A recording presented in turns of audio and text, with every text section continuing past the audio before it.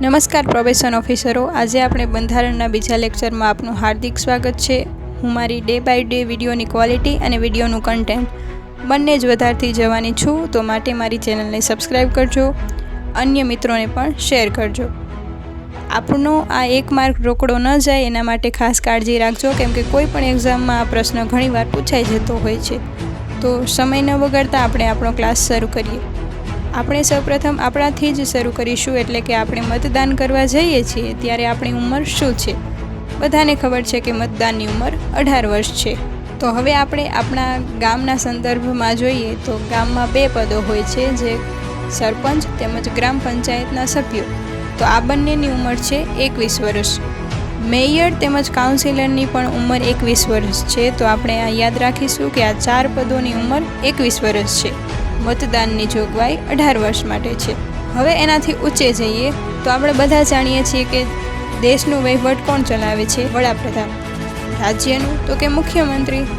એમ બંનેના પેરેલલ વિધાનસભાના સભ્યો તેમજ લોકસભાના સભ્યો। તો આ 4 પદોની ઉંમર જોઈએ તો એમની ઉંમર સરખી જ છે, એટલે કે 25 વર્ષ। યાદ રાખજો મિત્રો, મુખ્યમંત્રી, વડાપ્રધાન, વિધાનસભાના સભ્ય તેમજ લોકસભાના સભ્ય, આ 4 પદોની ઉંમર 25 વર્ષ છે।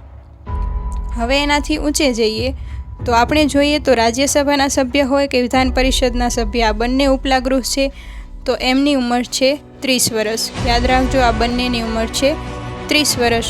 ભારત દેશના સંદર્ભમાં જોઈએ તો આવશે ઉપરાષ્ટ્રપતિ અથવા રાષ્ટ્રપતિ, જે બંને પદ સરખી જગ્યામાં આવે છે। તેમજ રાજ્ય કક્ષાએ જોઈએ તો જેમાં આવે છે રાજ્યપાલ।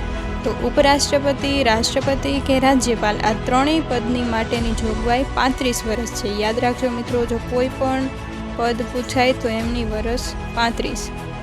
હવે સૌથી ઊંચે જઈએ તો લોકપાલ અધ્યક્ષ અથવા એમના સદસ્ય, જેમની ઉંમર છે 45 વર્ષ। મિત્રો હવે નીચેથી શરૂ કરી અને ઉપરના પદે આપણે હજુ એકવાર જઈશું। જો તમને યાદ ન રહે તો વિડીયોને બીજી વાર રિપીટ કરીને જોજો। ચાર્ટનો સ્ક્રીનશોટ લઈ આપની બુકમાં લખી લેજો અને એનાલિસિસ કરજો, એટલે એક જ મિનિટમાં તમને યાદ રહી જશે। હવે આપણે સાથે શરૂ કરીએ તો મતદાનની જોગવાઈ 18 વર્ષે છે। ગામના સરપંચ, ગ્રામ પંચાયતના સભ્ય, કોર્પોરેટ મેયર, જેમની ઉંમર છે 21 વર્ષ। હવે આવશે મુખ્યમંત્રી, વડાપ્રધાન, વિધાનસભાના સભ્ય અને લોકસભાના સભ્ય, જેમની ઉંમર છે 25 વર્ષ। તેમનાથી ઊંચે જઈએ તો રાષ્ટ્રપતિ હોય, ઉપરાષ્ટ્રપતિ હોય કે રાજ્યપાલ, દરેક માટે ઉંમર છે 35 વર્ષ।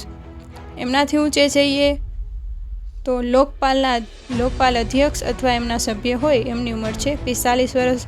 રાજ્યસભાના સભ્ય હોય કે વિધાન પરિષદના સભ્ય હોય, એમની ઉંમર છે 30 વર્ષ। Thank you.